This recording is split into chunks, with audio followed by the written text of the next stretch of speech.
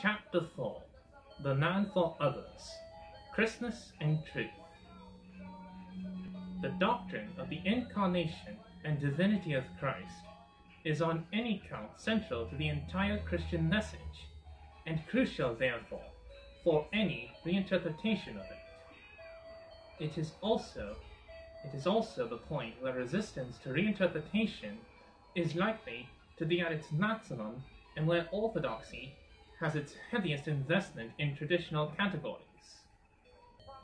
This is true both at the level of technical theology, where any restatement must run the gauntlet of the Chalcedonian definition and Athanasian creed, and at the popular level, where one will quickly be accused of destroying the Christmas story. But if it is necessary in our thinking about God to move to a position beyond naturalism and supernaturalism, this is no less important in our thinking about Christ. Otherwise, we shall be shut up, as we have been hitherto, to an increasingly sterile choice between the two.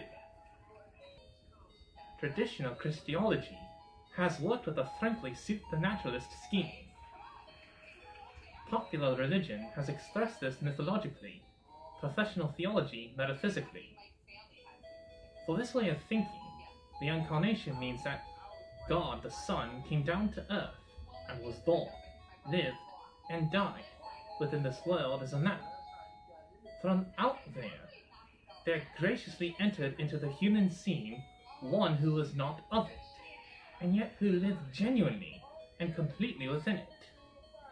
As the God-man, he united in his person the supernatural and the natural.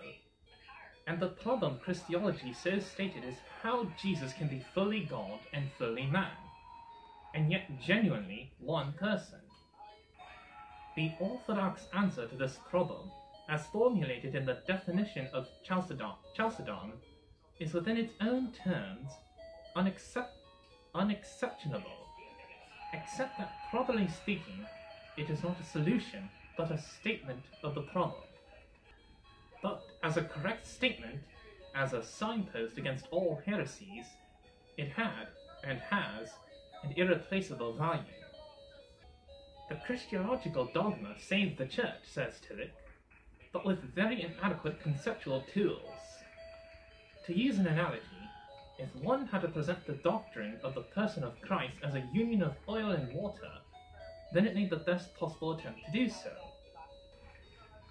Or rather, it made the only possible attempt, which was to insist against all efforts to confuse the substance, that there were two distinct natures, and against all temptation to break the unity, that there was but one indivisible person. It is not surprising, however, that in popular Christianity, the oil and the water separated, and that one or the other came to the top. In fact, popular supernaturalistic Christology has always been dominantly docetic. That is to say, Christ only appeared to be a man or looked like a man. Underneath, he was God.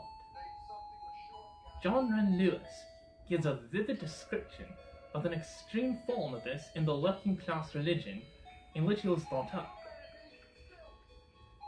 I have heard it said again and again that the ordinary person sees Jesus as a good man and no more. Modernist clergy hold it up as a reason why doctrines like that of the virgin birth will not appeal widely, while Anglo-Catholic clergy urge that the ordinary man must be taught to recognize Jesus as more than a good man. But both agree in their estimate of where the ordinary man stands. And I am sure they are quite wrong, even today. Certainly up to the Second World War, the communist vision of Jesus was not as a human being at all. He was a god in human form, full of supernatural knowledge and miraculous power, very much like the Olympian gods were supposed to be when they visited the earth in disguise. But even if such a view would be indignantly repudiated by Orthodox churchmen, and however much they would insist that Jesus was perfect man as well as perfect God, Still, the traditional supernaturalistic way of describing the Incarnation almost inevitably suggests that Jesus was really God Almighty walking about on earth, dressed up as a man. Jesus was not a man born in bread, he was God for a limited period, taking part in a charade. He looked like a man, he talked like a man, he felt like a man, but underneath he was God, dressed up like Father Christmas. However godly it may be stated, the traditional view leaves the impression that God took a space trip and arrived on this planet in the form of man. Jesus was not really one of us, but through the miracle of the virgin birth, he contrived to be born so as to appear one of us. Really, he came from outside. I am aware that this is a parody, and probably an offensive one, but I think it is curiously near the truth of what most people, and I would include myself, have been brought up to believe at Christmas time. Indeed, the very word incarnation, which of course is not a biblical term, almost inevitably suggests it. It conjures up the idea of the divine substance being plunged in flesh, and coated with it like chocolate or silver plating. And if this is a crude picture, substitute for it that of the Christmas collect, which speaks of the Son of God, taking on nature upon him, or that of Wesley's Christmas hymn, with its veiled in flesh, the Godhead seen.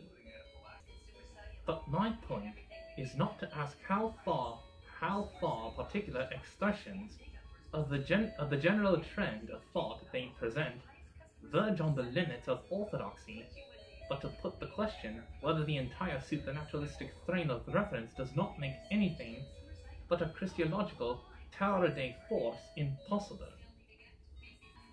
For as long as God and man are thought of as two beings, each with distinct natures, one from the other side, and one from this side, then it is impossible to create out of them more than a God-man, a divine visitant from out there, who chooses in every respect to live like the natives. The supernaturalist view of the Incarnation can never really rid itself of the idea of the prince who appears in the guise of a beggar. However genuinely destitute the beggar may be, he is a prince, and that in the end is what matters.